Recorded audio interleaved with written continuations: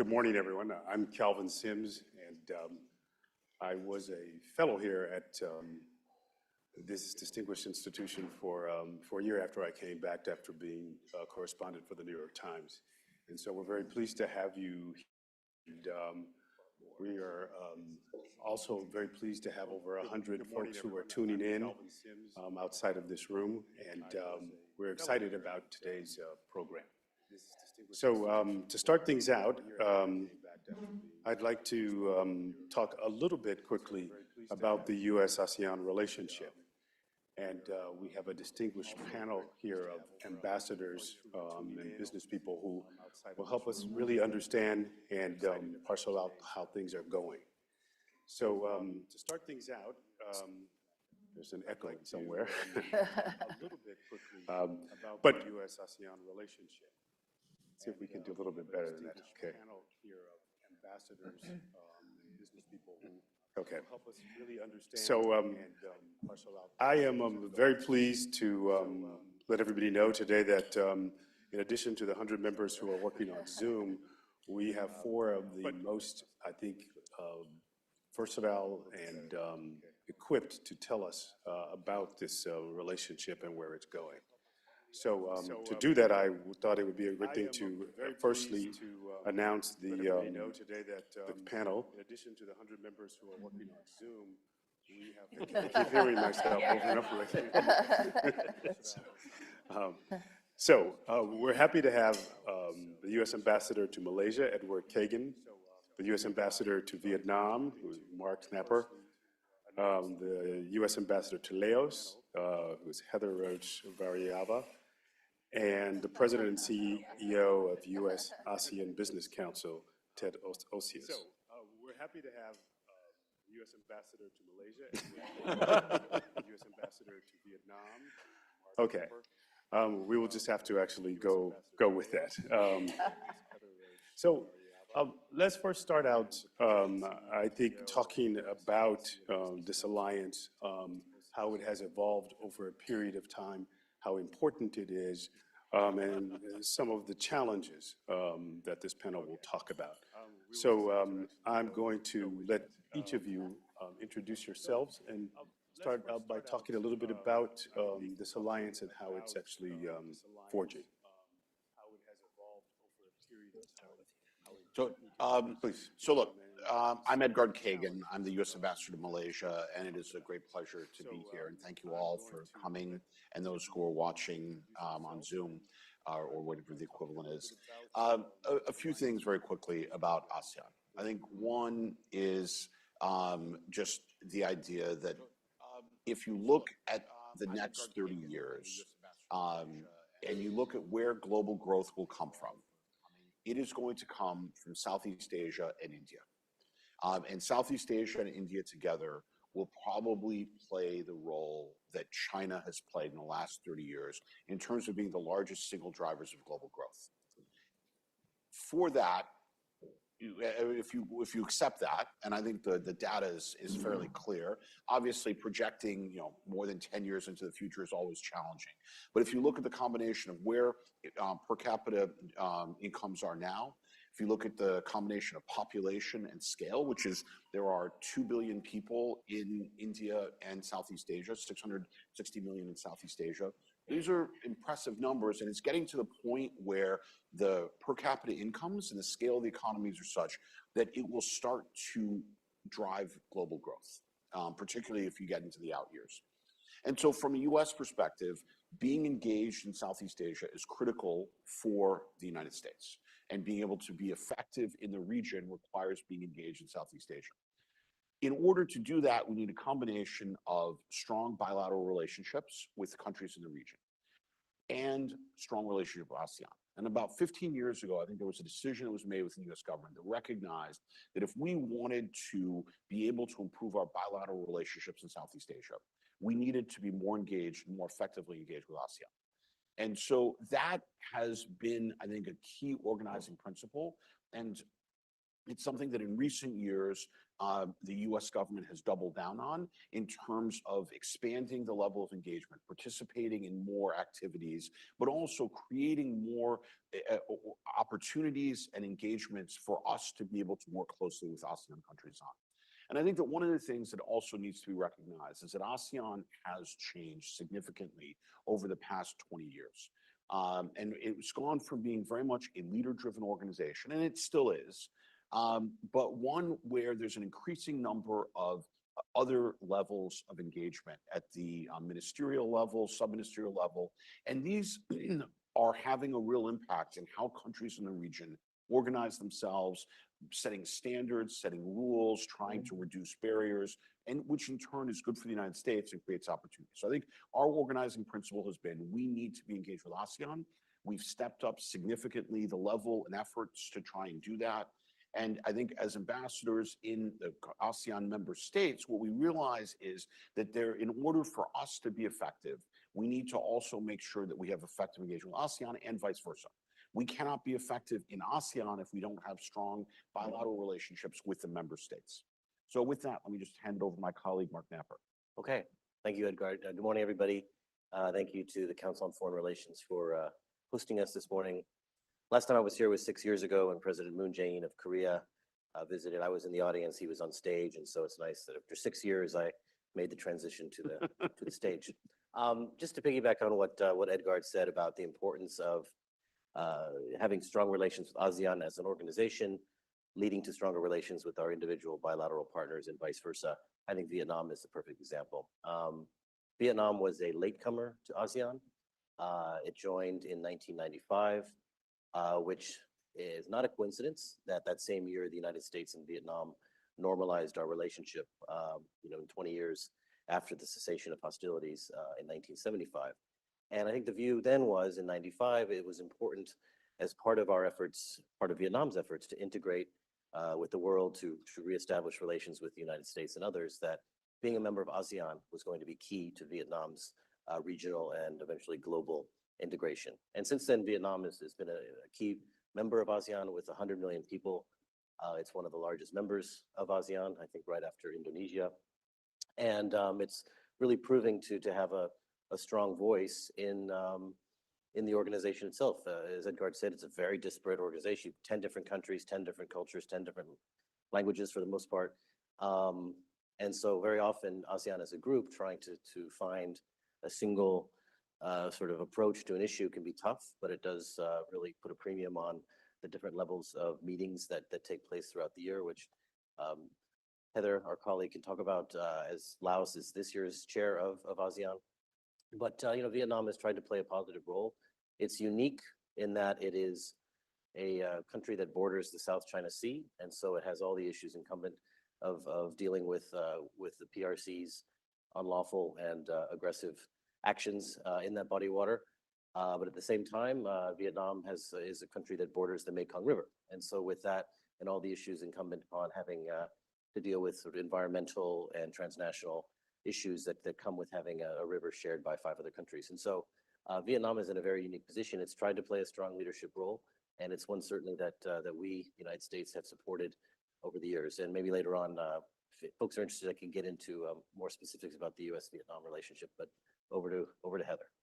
Thank you. Good morning, everyone. It's wonderful to be here. I'm Heather Variava. I'm the U.S. Ambassador to the Lao People's Democratic Republic. It's very exciting to be here this morning. It's also very exciting and a huge honor to be our U.S. Ambassador in Laos and during a busy year.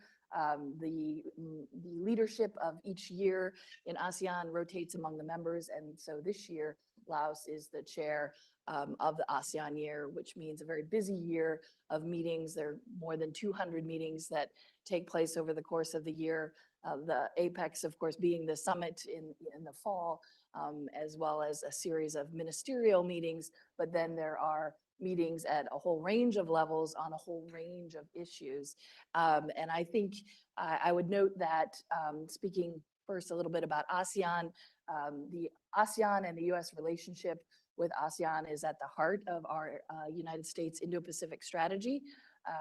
We are very excited that within the last year, our partnership with ASEAN has been raised to the highest level.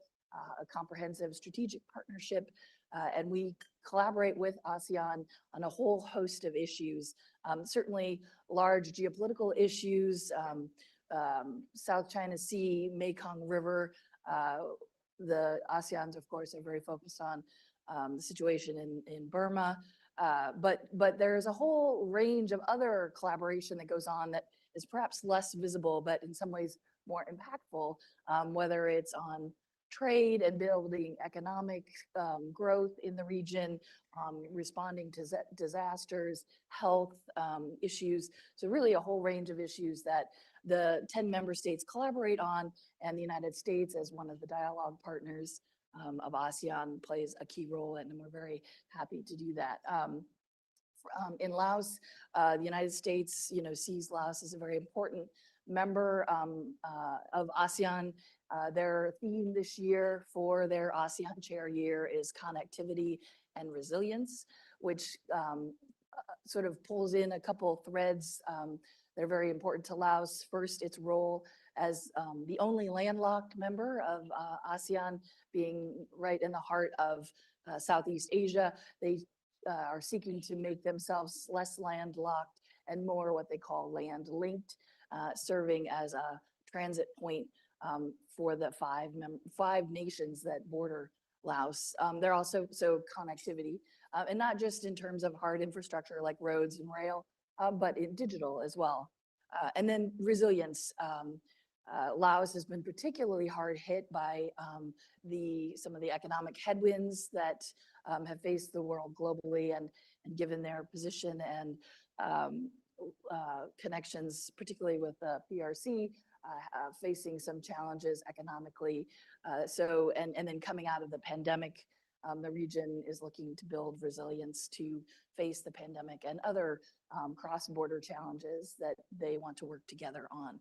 I'll stop there, but look forward to taking your questions and speaking more about both ASEAN and Laos. Thanks. And thank you, Galvin. Thanks to all of you. It's great to see so many friends. I'm Ted Osius. Unlike my colleagues, I don't speak for the U.S. government anymore. I was ambassador to Vietnam as my last job in government. Now I run the U.S. ASEAN Business Council. We represent 170 companies that are active in Southeast Asia. Collectively, they're worth $7 trillion. So when we go in and advocate for American business, we're advocating for a whole swath of American business in ASEAN. The council's been around for 40 years. It's built into the ASEAN Charter. What really has struck me in the last few years is how much interest there is. Ambassador Kagan mentioned the growth story. There's also the story of nervousness about being too overexposed in China. A lot of companies have a China +1 or China +3 strategy, really just a business strategy of diversifying supply chains, markets, and ASEAN is a natural place for a lot of those businesses. The United States companies have invested more than anybody else in the ASEAN region, and US companies have invested more in Southeast Asia than in China, India, Japan, Taiwan, Korea put together. And so there's a tremendous amount of support for US business within ASEAN. The doors are always open to us. And US companies, our members, I have to say, are more interested in the individual member states than they are in ASEAN or as an organization. And it's not equal. There's more interest in Vietnam and Indonesia than there are in the other 8 nations. There's more interest in ICT, energy, and healthcare than in some of the other industries. It's not evenly distributed, but there's a tremendous amount of interest right now, a tremendous amount of companies that are looking for opportunities beyond China, beyond some of the other states in Indo-Pacific. So I'll stop there. So to pick up on that thread, what's made this harmony, so nice to actually hear when you have almost a Tower of Babel with people, from different languages, different cultures? What's made this work over time? Well, it's funny because people, sometimes say, well, this is a creaky organization the countries are all so different. They have such different governing systems. Some are large, some are small. Indonesia's half the population. It's the world's largest Muslim majority nation, and it's a democracy. And then you've got Brunei, a sultanate at the other end. But what people maybe don't understand very well is that it's really about a web of relationships. People say, well, the ASEANs, they get together and they sing a song, and sometimes there are skits, and what is so serious about that? Well, it's actually quite serious, because relationships are formed through the 200 meetings a year that are going to be taking place in Laos this year. Their relationships are formed that when crises occur, they know whom to call. So when there's a border crisis between Thailand or Cambodia, crisis at sea, the ASEAN leaders all know each other. They've all spent a lot of time together. They're even in every city, there's an ASEAN group. So in Copenhagen, in Stockholm, in Washington, D.C., wherever there are ASEAN diplomats, they get together and they coordinate. So it's actually it's something that works quite well, even though it's inefficient.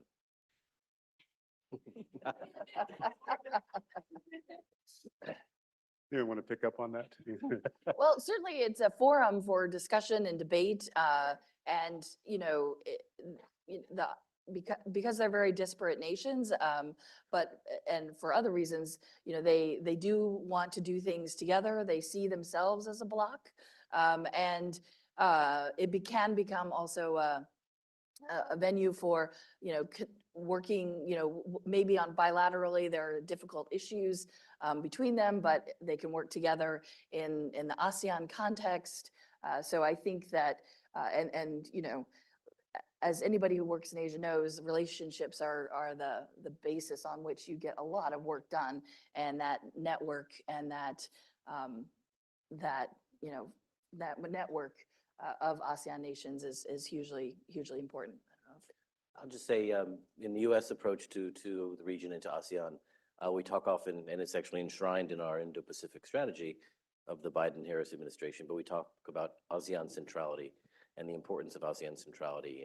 And basically what that means is our approach to the region, first and foremost, will be ensuring that this organization is part of any solution to any problem affecting their part of the world. And so we go to great pains to ensure that whenever we do talk about issues related to the region, whether it's South China Sea, whether it's Myanmar, you name it, we're very careful to make sure that we include ASEAN as a key part of whatever solution is out there.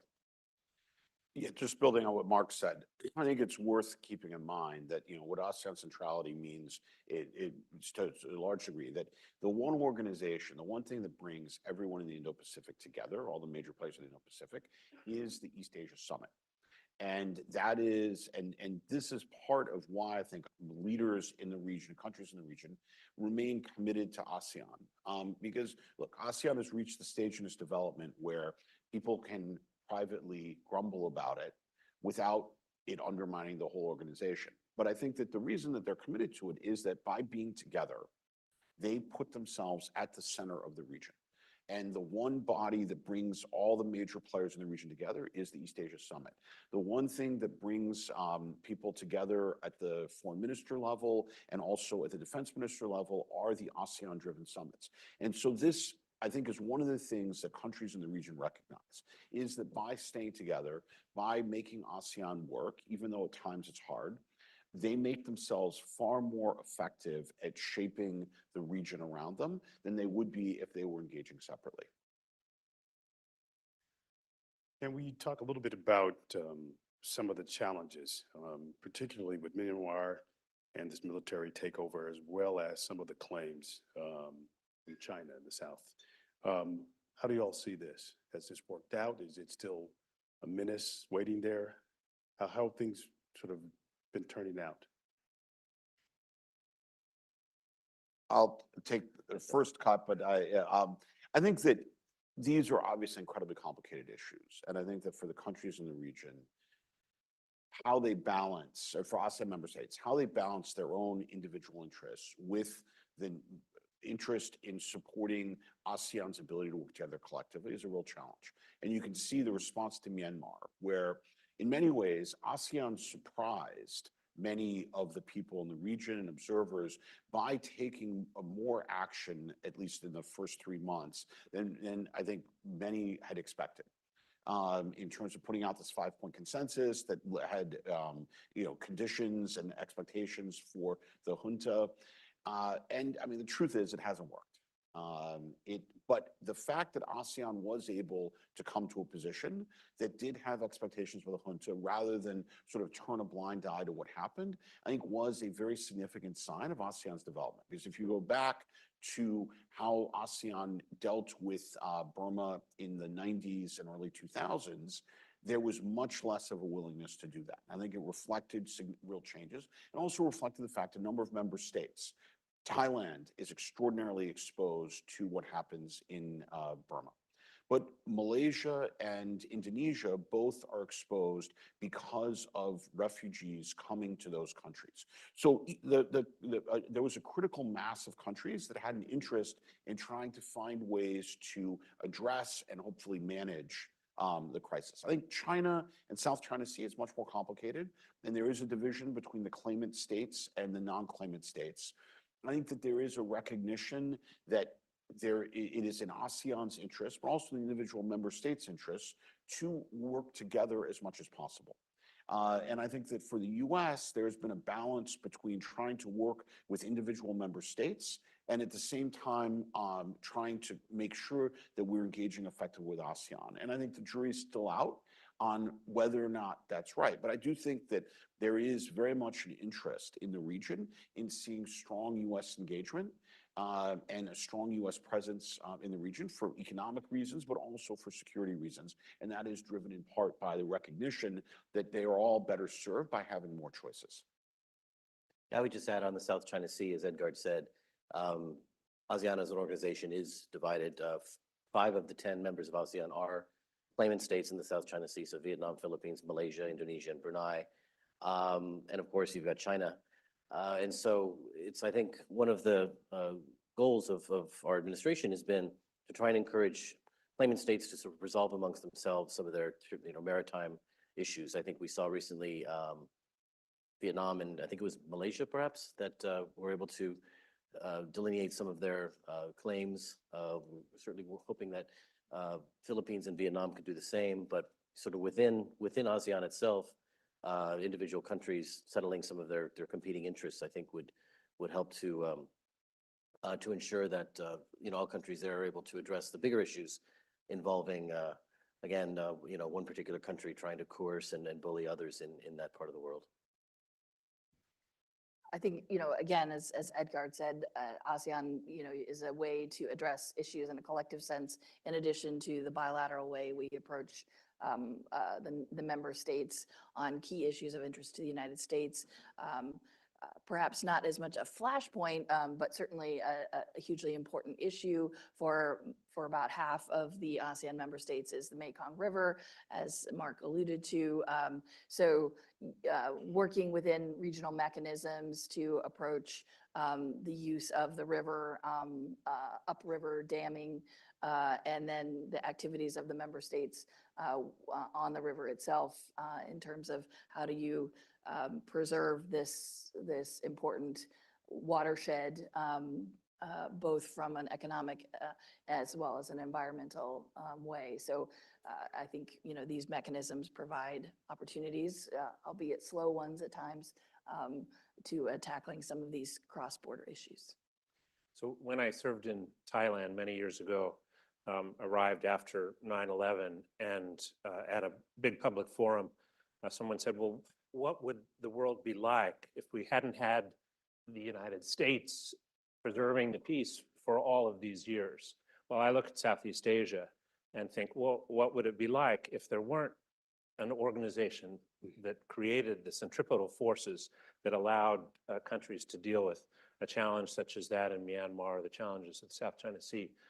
It would be much harder to resolve these issues, any of the issues, without those centripetal forces. And before we go to the audience, I'm curious to know your thoughts on the impact of this for individual families from these countries. Have we seen the benefit of that?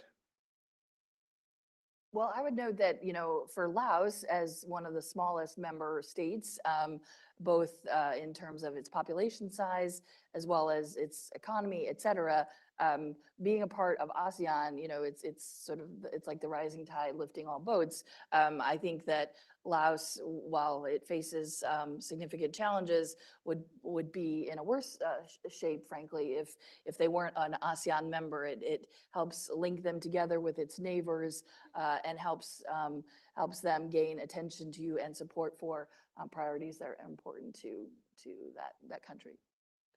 I would add, I think just in terms of interregional trade, for example, the reduced tariffs on goods moving across borders, I think has benefited all these countries and also American companies. So in one instance, we've got an American auto company will manufacture parts in Thailand, export those to Vietnam, where they'll be assembled and sold in Vietnam as an American vehicle, but without the tariffs that would go with, say, importing that same vehicle from Detroit or Canada.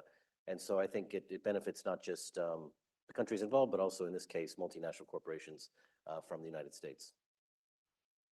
I think that's right. And I think that there's a number of lectures. One is there's obviously a huge amount of trade with ASEAN and Southeast Asian countries, and that's certain to grow in coming years as they grow. And that trade creates prosperity in the United States. Even there are things where there are imported components that come in and are assembled in the United States. There are one simple thing that I saw in 2021 when I was working in Washington was the COVID closures in Malaysia of plants that made or assembled semiconductors led to furloughs at 6 GM plants in the United States. And that linkage, I think, was something that people sort of knew intellectually, but seeing the power and the impact of essentially COVID movement restrictions and closure of plants in one country suddenly leading to people being furloughed in the United States, that was a big deal. And I think that ripples through the economy. And there's a lot of other areas like that. And I think you can see the growth of U.S. investment in Vietnam, growth of U.S. investment in Malaysia in recent years. Those are things that reflect companies moving production out of China, or even if they're maintaining production in China, going to a China plus one or China plus three model, as Ted said. And those are things that create resilience for Americans. I mean, having distributed supply chains, having multiple supply chains helps protect us against the kind of disruptions that we saw during COVID. But I think that also the export story, as ASEAN countries become more prosperous, they are consuming more, and the American companies and American goods that are going into that. I think that also creates opportunities. For anyone who's interested, and I know I'm not supposed to mention a rival institution, but the East-West Center has a very good program of things that are called, and some insert name of country matters for America. And so there's an ASEAN Matters for America, and I don't remember what it is, but it's actually quite impressive how many jobs are tied in the U.S. are tied to exports to ASEAN countries. And so I'd recommend if anyone's interested to look at that. And U.S. ASEAN Business Council works with the East-West Center on that publication, which we put out every year. Just one quick story to illustrate this kind of the trade dilemma as well as the trade opportunity. Last month, Secretary of Commerce Gina Raimondo took a presidential trade and investment mission to Manila. And Admiral Aquilino, the head of Indo-PACOM, accompanied her. And some of the businesses, there were 22 of us on the delegation. Some of the businesses said, well, why would the Admiral come with the Secretary? And she was very simple about it. She said, economic policy is national security. National security is also economic policy. These are two sides of the same coin. In the Philippines, you've all seen CNN, water cannons blasting Filipino sailors in their resupply boats to Second Thomas Shoal. Well, it's obvious that we are supporting our ally, the Philippines, one of our oldest allies, on the military side. But what the Philippines really needs is for us to engage economically. And what Secretary Raimondo did when she brought these companies together, she announced $1 billion worth of deals in the Philippines. There are a whole lot of other follow-on deals that are going to happen as a result of this mission. It's because for the United States also, economic security and national security go hand in hand. So now we're going to give the audience a chance, both here at the council and then all those who are in the virtual. So let's start out here and have you asked the first question here?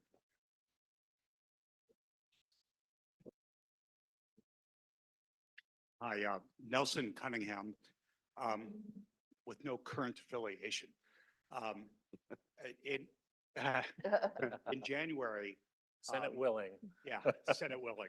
In January, I traveled with my daughter across Southeast Asia. We were in Singapore, Cambodia, Vietnam, Hong Kong. Next trip, Luang Prabang and Penang, but not on this trip. And on those countries, I saw very different degrees of intentionality about Chinese economic engagement with those countries. And I wonder if you could each talk about the intentionality of Chinese economic engagement in the countries that where you are representing us. And then also, how are we doing as a counterweight to that? And Ted, you know Singapore so well, you might cover Singapore in your remarks. Thank you. Go directly to it.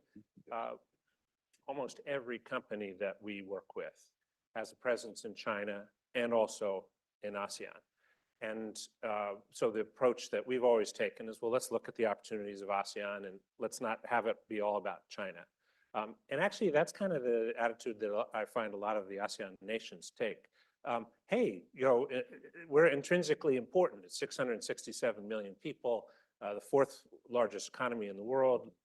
Collectively, will be the you know, it's moving up, not down. And so the attitude is, look at the opportunities that are right here and don't make it always about what's going on between the United States and China. And I think businesses in Singapore, in Vietnam, and throughout the ASEAN nations are saying, well, you know, here, yeah, we provide an alternative if you're looking for to diversify your approach to the region.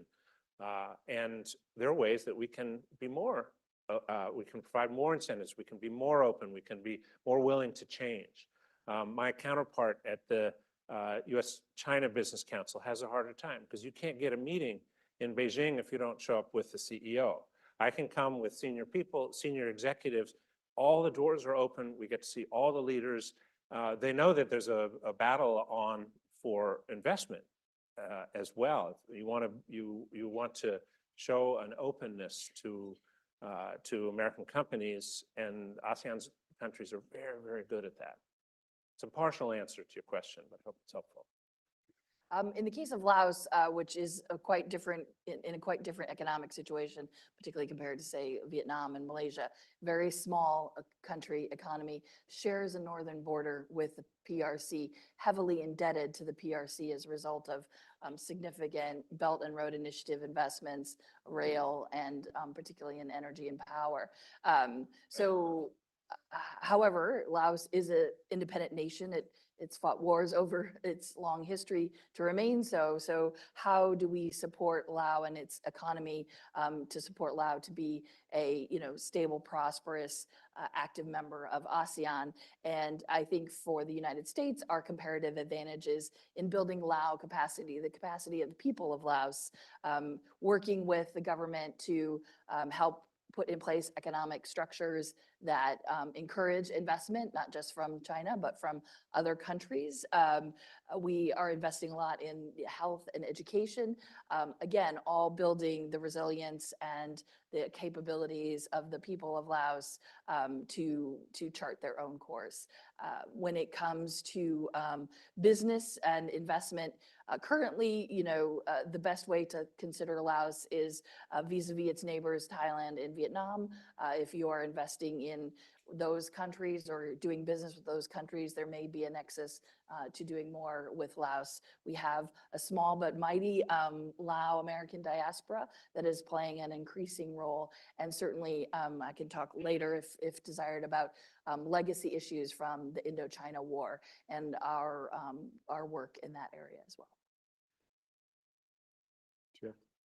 Well, I would just say real quick on Vietnam, I mean, of course, there's no doubt the importance of China to Vietnam's economic well-being. I mean, like every other country in the region, China is Vietnam's #1 trading partner, $180 billion a year. That said, the U.S. is Vietnam's #2 trading partner. We're at about $124 billion a year and growing. And, you know, when you look at Vietnam's aspirations for itself, whether it's to be a clean, green economy, you know, in the next several decades, whether it's to be a high income economy, whether it's to be a high tech, innovative, innovation driven economy, all of these aspirations are tied to their relationship with the United States, are tied to investment from the United States, trade with the United States. They look to the U.S. and U.S. firms, not, for high tech innovations, for human resources, best practices, for best practices in terms of just doing business, accounting, all the sort of back office things that we excel at.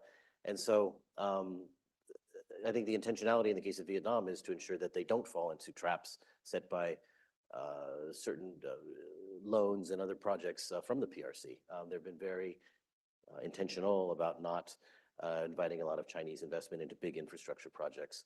And their desire, I think, is to work closely with the U.S. and our like-minded friends and partners like South Korea, like Japan, like the EU, India, Japan, Australia.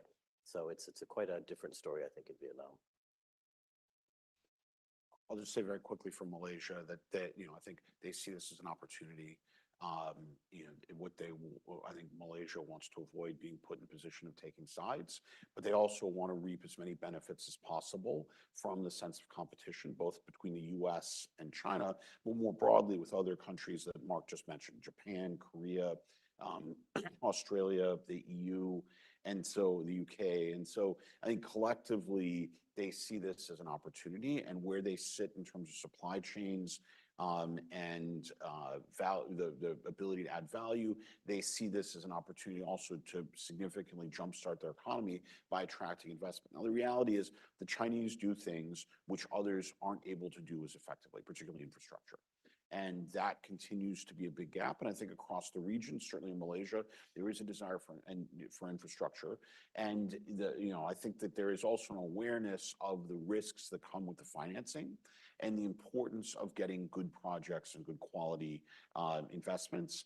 And I think that is where the U.S. has an advantage. We don't compete in the infrastructure, but there's a deep appreciation for the quality of U.S. investment, the jobs that it creates, the willingness of U.S. companies to invest in their workforce, the number of companies across Malaysia that have been started by people who worked for U.S. companies or worked in the United States, I think is extraordinarily impressive. And there's a recognition also that leads to tangible benefits. The average salary that American companies pay in Malaysia is twice as much as the average Malaysian salary. And that's not a small thing. There's a recognition that reflects investment. It reflects a desire to develop the workforce. And then that's one of the positives that comes with stronger economic engagement with the United States. Okay.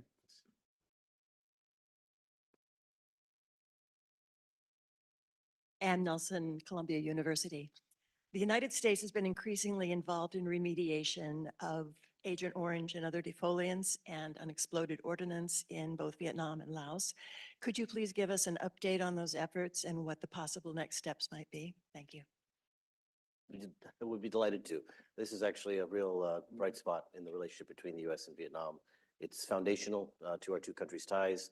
Our efforts to address what we call war legacy issues predates even normalization, starting with the effort to search for, account for missing American service members, beginning in the late 80s, but then moving through, as you said, efforts to clean up unexploded ordnance. We dropped more bombs on a single province in Vietnam than we did all of Germany in World War II. And many of those cluster munitions did not explode. They're still very dangerous. They still injure people. And so part of our effort has been to clean up these munitions in concert with some NGOs from Norway and Korea and elsewhere.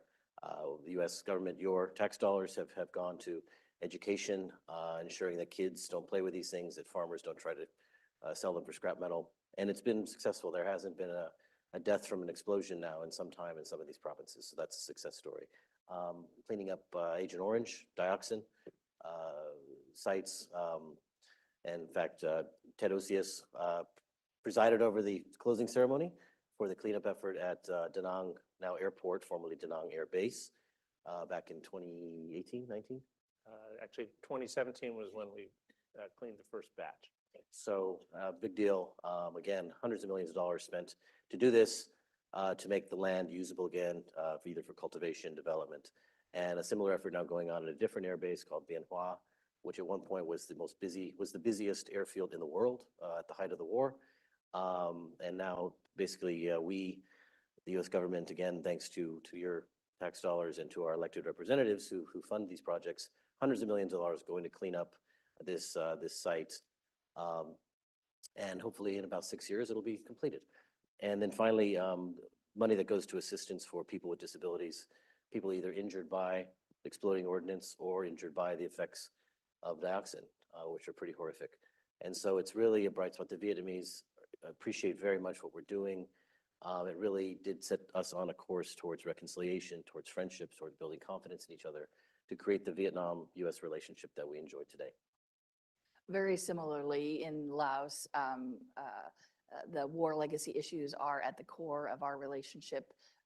There continues to be an effort to find missing service members from those war years. Laos experienced a bombing run every 8 minutes for 9 years. 270 million cluster submunitions dropped over the course of that period. 80 million were left unexploded. We have undertaken a huge effort to map and then begin to clear this. This is one of the top goals of the Lao government, is removing unexploded ordnance as a barrier to national development. They have their own sustainable development goal for this reason. And the United States is the largest donor to that effort, having provided over $300 million since the 90s to address the issue of unexploded ordnance, which permeates throughout the country. We still see, despite we do have efforts on education, as Mark mentioned, I think we're up to 20 people who have been injured and a couple people who have died as a result of unexploded ordnance this year alone. So it remains a very present issue and is a very important one, both to the people of Laos and to the government in terms of their economic development. The United States takes very seriously its responsibility to support Laos in this effort. We have similarly a very large program aimed at supporting people with disabilities. And it's anybody who suffers from disabilities, or I shouldn't say suffers from, who are differently abled, supporting those the efforts to help those people become, accepted and fully functioning members of society. We actually had our special envoy for disability rights in Laos just the other month, talking about how to further support folks with different abilities within Laos and also within ASEAN more broadly.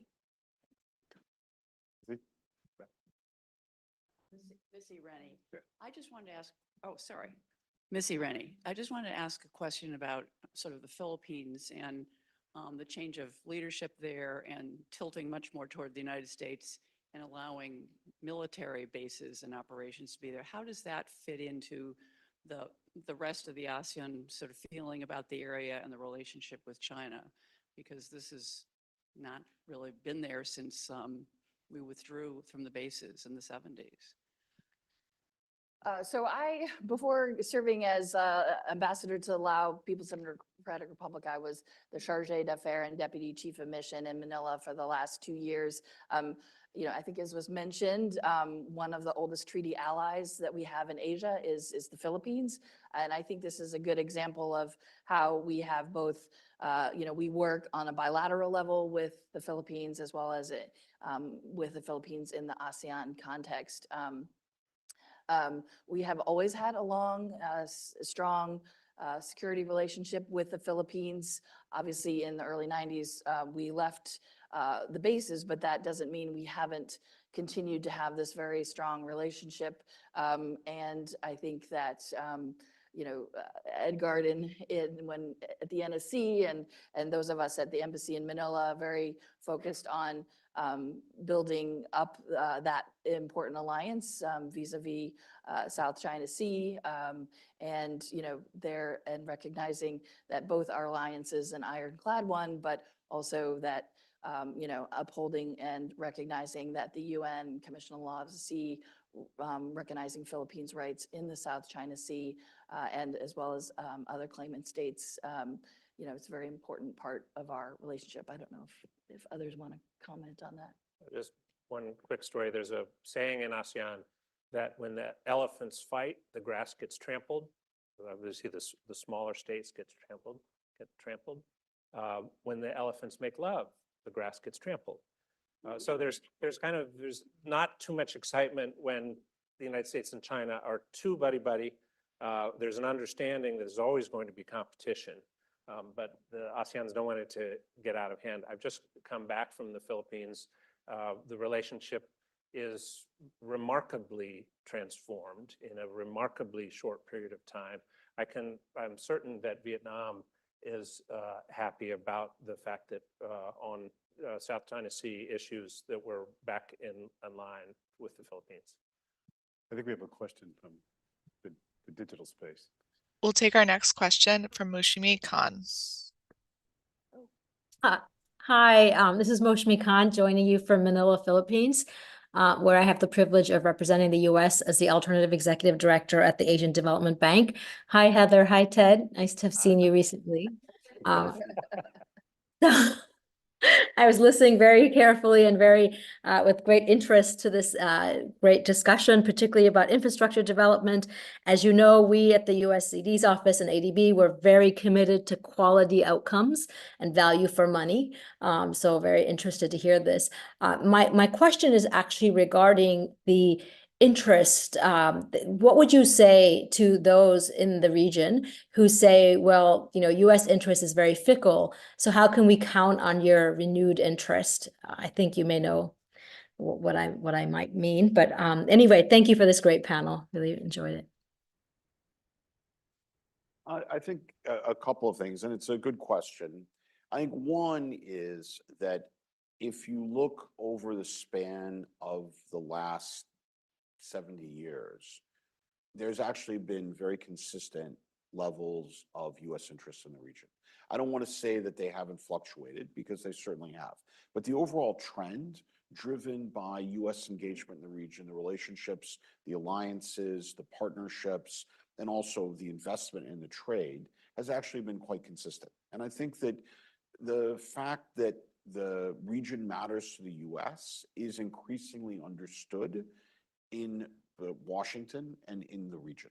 And so I think that, will there be changes in terms of style, in terms of types of engagement over the next 30 years? Absolutely. That's a reflection of the fact that we're going to see changes, and there will be different styles in whatever administrations we have over the next 30 years. But the idea that Southeast Asia is going to be critical for the future of the United States, I don't think there's going to be serious questioning of that. And I think that that will drive a level of engagement in Washington that's going to grow over the coming 30 years, because it will be necessary. And that's because of function of economics. It's a function of the global growth story, but also it's a function of ASEAN centrality, of the fact that if you look around the world where there is competition between the United States and China, the United States and our allies and partners in many places, there's probably no area that is more contested than Southeast Asia. And I think that that will drive a high level of interest from any future U.S. administration over the next 30 years. Please.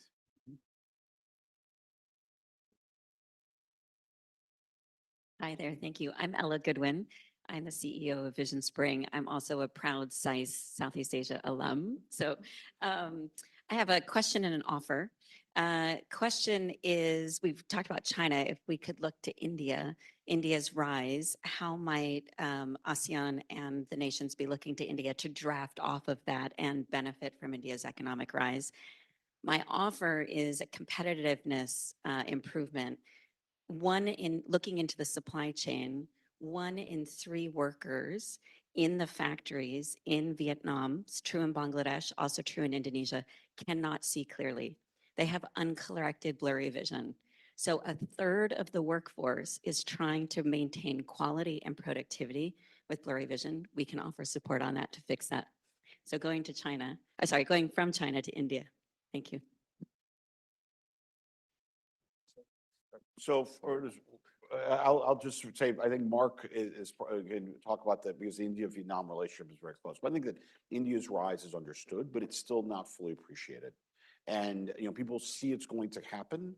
I think that the key is going to be that India is going to need to remain significantly engaged. And I think you can see that India is doing that. I served in India for 4 years, both as the Consul General in Mumbai and the Deputy Chief of Mission in Delhi, and worked a lot in my previous capacity at the NSC on these issues. And I think that that is something that is still developing in terms of how countries in the region see India. I think it's going to be driven by the fact that countries in Southeast Asia, particularly Singapore, but to a lesser degree Malaysia, are investing in India, and the Indians are investing there.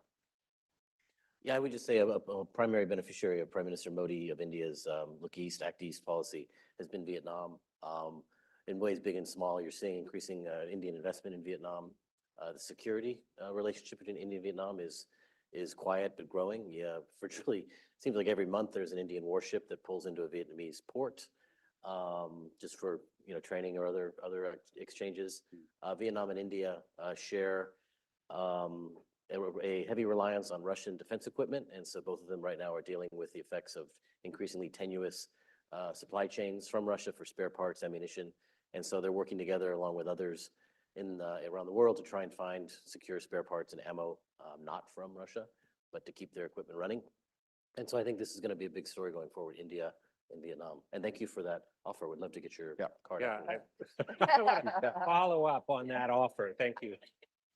You see India, you see in India in various degrees all over the region. And in fact, India has been there for hundreds, if not thousands of years, because much of the culture of parts of Southeast Asia, can be traced back to India. So you see them in a whole range of countries in various ways. So there's no question. And if I could just jump in with one stat for you that got a huge amount of interest in Malaysia, which is that about 2 months ago, the market cap of the Tata Group companies passed the GDP of Pakistan.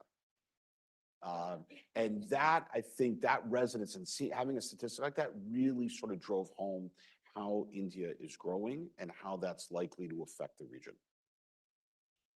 So we're going to have our last question from the digital space, please. We'll take our next question from Paul here. Yes, my name is Paul Hare. I'm at the Chicago Council on Global Affairs.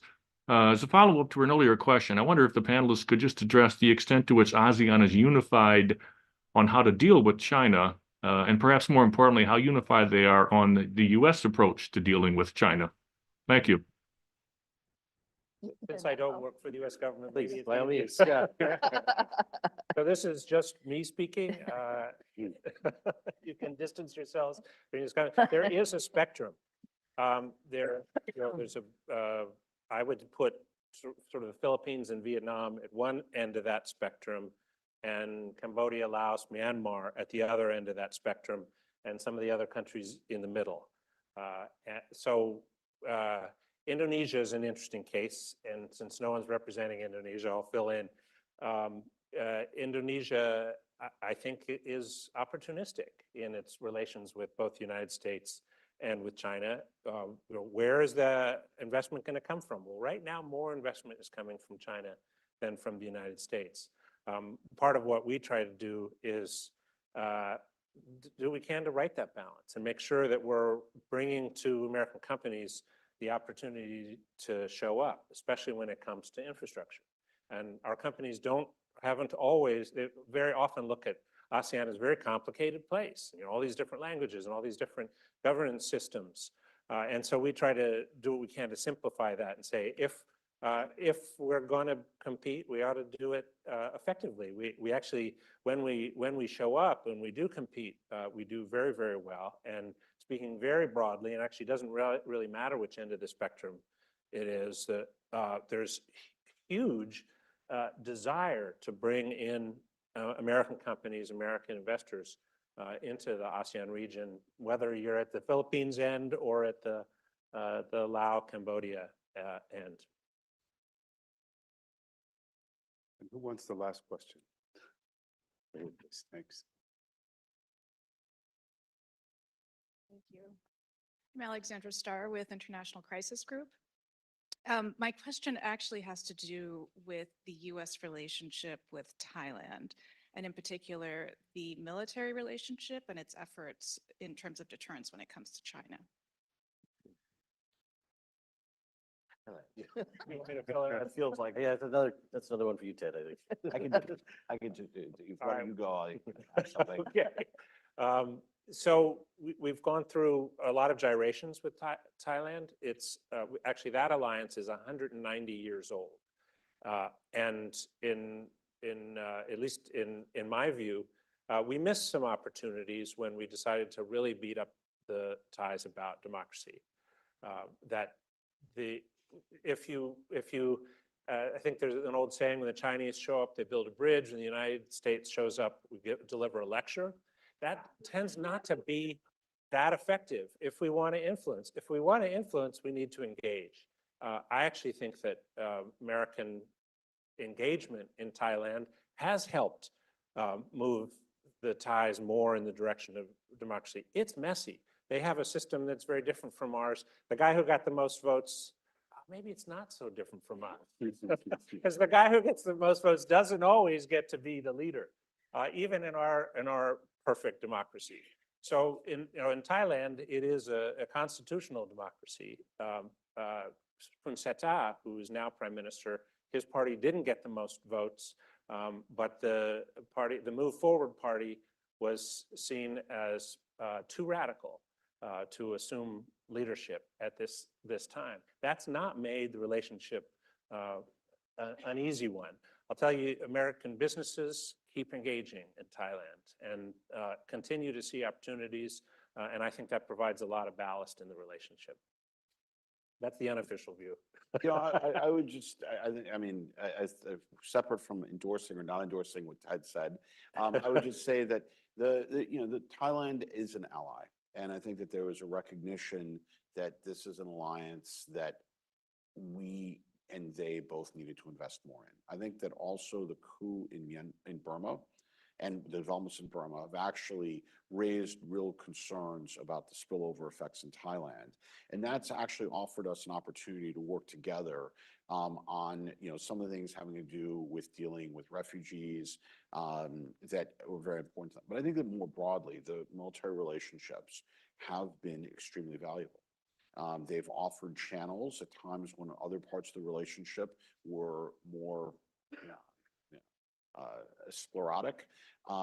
They've offered opportunities to work together in areas that actually matter to both countries. And I think that the broader story is one where you can see that a new Thai government, and the elections were a little under a year ago. It took a little while to form government, but 9 months, there has been a remarkable amount of engagement. And I think it reflects the fact that from a U.S. standpoint, we see Thailand as an incredibly important partner and an ally in an area that really matters to us. I think the Thai see benefit in making sure that they retain as many choices as possible. And I would just leave you with the idea that, I think something that's critical in terms of how we engage with Southeast Asia is that there are 10 very different countries. There's no one-size-fits-all model. There's a temptation from a Washington perspective to engage that way. But I think that the key thing is that in each country, we have a different mix of things that are attractive and interesting to them. There are things that they want in almost every country that we can't do. There are things that they want that we can do, and finding how we balance those is a challenge. But I think the single most important thing is that no country in the region really wants to be put in the position of making a clear choice between the United States and China. And that's true in Thailand, but it's also true in Singapore. It's true in the Philippines. What they do want, though, are choices. And that the challenge for the United States is maintaining an engagement that allows us to maximize the advantages that we bring to the table in order to give countries there as many choices as possible in terms of how they protect their sovereignty, how they grow their economies, how they invest in their futures, and wherever possible that we're working together in ways that strengthen and advance our own interests. And I think that, military to military relations in some countries are a critical aspect of what we do. In other countries, it's more driven by investment. In other countries, it's more political. But in each of these, there is a mix, and there's no country where other than Myanmar, where we're not doing military to military engagement. There's no country where where U.S. investment and business engagement isn't important. And there is no country where political engagement isn't important to them and valuable for us. So I think the challenge for policymakers is going to be, and I think this is where, it is important to have people like you pushing policymakers, is the importance of maximizing our advantages by looking at how we get the right mix in every country. Okay, and on that note, thank you all That's a for great coming. note. It's been- Yeah, very